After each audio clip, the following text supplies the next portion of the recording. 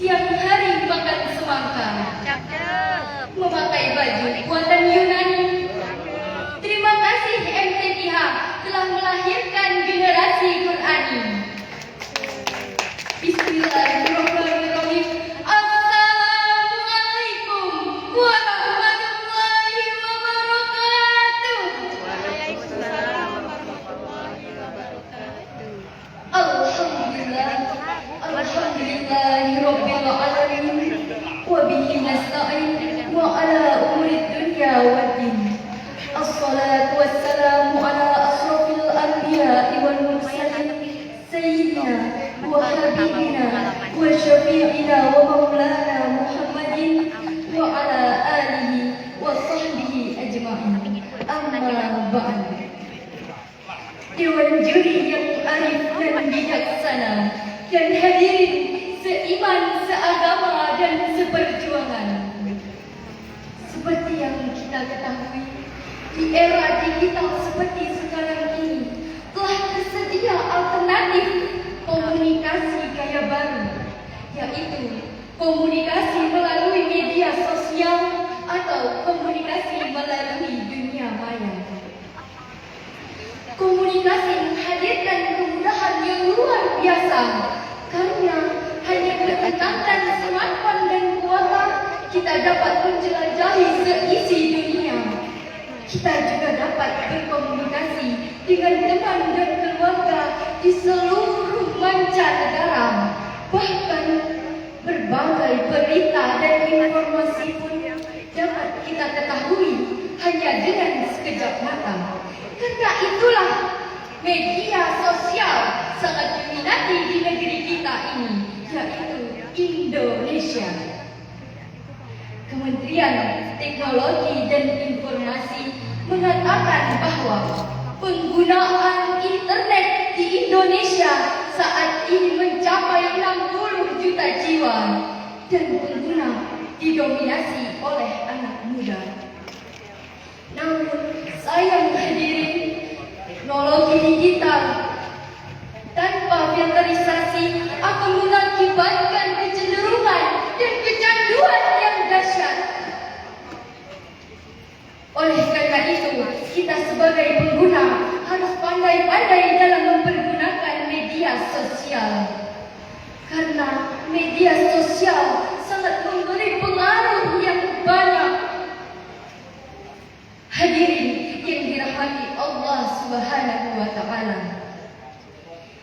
saat ini kita berada di era digital. Oleh karena itu, apa yang harus kita lakukan agar kita terus bisa mempergunakan media sosial dengan baik? Untuk itu, izinkanlah kami menyampaikan sebuah syarahan Al-Quran dengan judul Penguatan Pendidikan Karakter Menuju Jati Diri Bangsa, dengan landasan Al-Quran Surah Ar-Rahman ayat 33 sebagai berikut.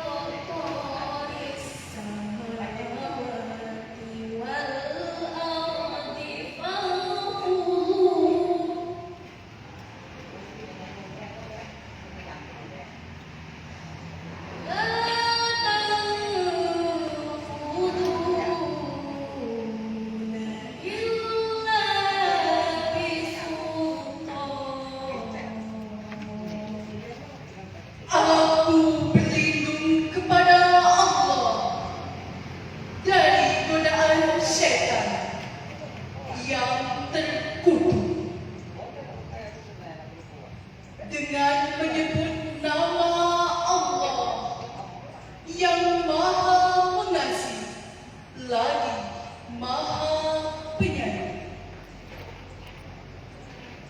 Hai golongan jin dan manusia, jika kamu sanggup menembus melintasi penjuru langit dan bumi, maka lintasilah. Kamu tidak dapat menembusnya kecuali dengan kekuatan. Hadirin yang kami muliakan dan Dewan Juri yang bijaksana, Ibnu Katsir dalam tafsirnya mengatakan bahwa manusia dan jin tidak akan bisa lari dari ketetapan Allah, pengawasan Allah, dan takdir Allah Subhanahu wa Ta'ala, walau pergi ke penjuru manapun. Teknologi diciptakan oleh manusia untuk menuju kesejahteraan serta sebagai pengingat akan kekuasaan Allah Subhanahu wa Ta'ala. Dan saat ini hadirin, teknologi telah memberikan banyak dampak positif baik dari segi ekonomi, sosial, politik maupun keagamaan, seperti memperluas lapangan pekerjaan melalui online shop yang membangun pengusaha-pengusaha yang kecil. Berguna juga untuk kepentingan dan kemajuan politik, serta tidak ketinggalan para dai-dai dari berbagai negeri pun telah menghiasi platform digital di seluruh media sosial kita. Maka hitungan jam jutaan pasang mata akan melihatnya. Dan begitulah seharusnya teknologi digital digunakan. Meski implikasi teknologi digital telah menyebar luas dengan cepat, akan tetapi eksistensi aktifnya harus tetap sebagai way of thinking and way of investigation. Namun sayang hadirin, teknologi digital yang seharusnya alat untuk menuju kesejahteraan sekarang telah dikotori oleh hal-hal negatif yang sangat mengkhawatirkan. Banyak fitur penyebaran yang menyebabkan kecanduan dan cenderung membuat si pengguna lalai dalam mengingat Allah Subhanahu wa Ta'ala. Berbagai konten yang beragam membuat si pengguna kecanduan dan tidak melaksanakan kewajibannya. Sekarang bukan hal yang aneh lagi jika kita mendengar maraknya anak-anak gadis yang melahirkan tanpa suami, bayi-bayi merah yang seharusnya lahir dicabut dengan riang gembira, sekarang dibuang di perkebunan, di tempat-tempat sampah, di selokan-selokan, karena si empunya tidak menginginkan kehadirannya akibat hubungan yang haram. Masya Allah, na'udzubillahi min dzalik. Dan begitu juga dengan berita hoax yang menyebar luas di lingkungan kita semua, sehingga sulit dibedakan mana yang benar dan mana yang salah. Tak lupa pula politisi yang memang hobinya politisasi, sangat sulit bagi kita membedakan mana yang pencitraan dan mana yang memihak rakyat betulan. Betul hadirin? Lalu bagaimanakah agar teknologi digital tidak menjadi bumerang di negeri kita ini? Jawabannya adalah dengan pendidikan karakter sebagaimana dicontohkan oleh Luqman Al-Hakim kepada anaknya yang dijelaskan dalam Quran surah Al-Luqman ayat 13 sampai 14 sebagai berikut.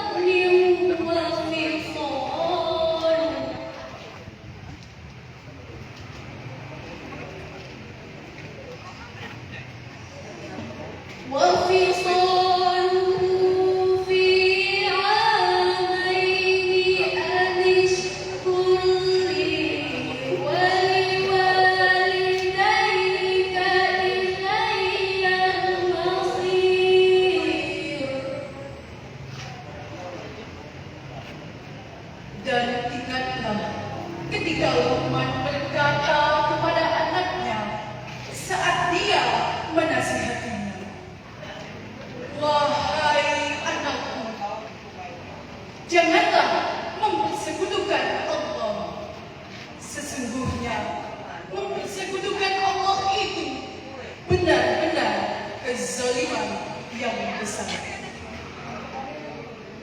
Dan kami perintahkan kepada manusia berbuat baik kepada dua orang ibu bapanya.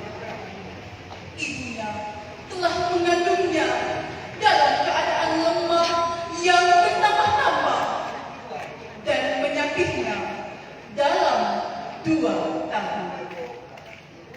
Bersyukurlah kepadaku dan kepada dua orang ibu bapakmu. Hanya kepadakulah kembali. Hadirin, pendidikan dalam pertama yaitu menanamkan rasa keimanan yang mendalam dalam diri generasi bangsa bahwa tiada Tuhan selain Allah Subhanahu wa Ta'ala. Jika iman sudah tertanam dalam dada, maka sholat adalah tiang agama yang wajib kita laksanakan. Hadirin rahimakumullah. Pendidikan karakter yang kedua sebagaimana Luqman menasihati anaknya dalam Quran surah Al-Luqman ayat 17 sebagai berikut. Ya bunayya aqimis sholata wa'mur bil ma'rufi wanha 'anil munkar.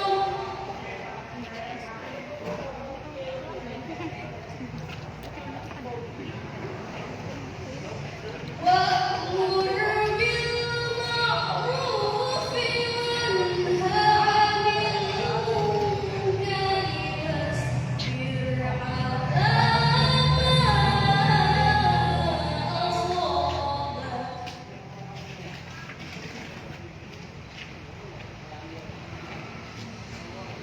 Inna dzalika min azmil umur.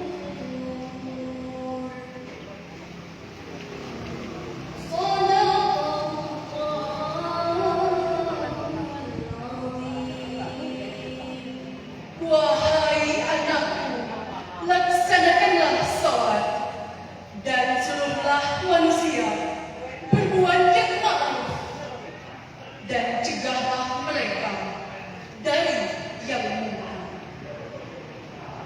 Dan bersabarlah terhadap apa yang menimpamu. Sesungguhnya yang demikian itu termasuk perkara yang penting. Maha benar Allah dengan segala firman-Nya. Jika iman sudah tertanam dalam dada, sholat adalah tiang agama yang wajib kita laksanakan sebagai wujud pengakuan bahwa manusia lemah tiada daya tanpa pertolongan Allah Subhanahu wa Ta'ala.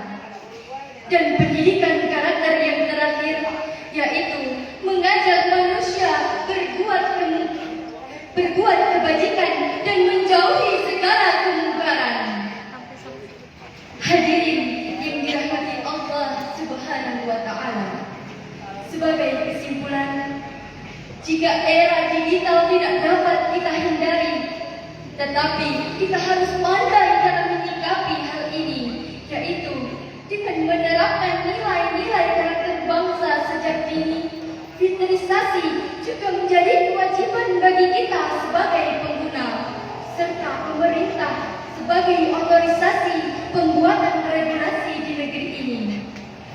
Dengan begitu, kita berharap agar kita memiliki jati diri yang kuat, jati diri yang berakhlak, dan jati diri yang berkarakter sehat.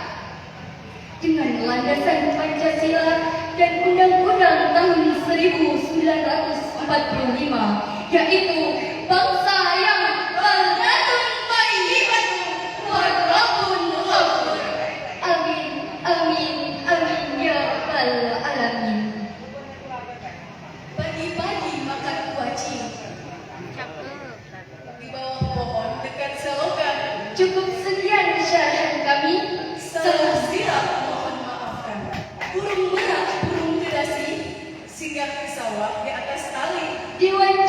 bijak dan baik hati. Semoga kita berjumpa lagi. Wassalamualaikum warahmatullahi wabarakatuh. Waalaikumsalam. Waalaikumsalam warahmatullahi wabarakatuh.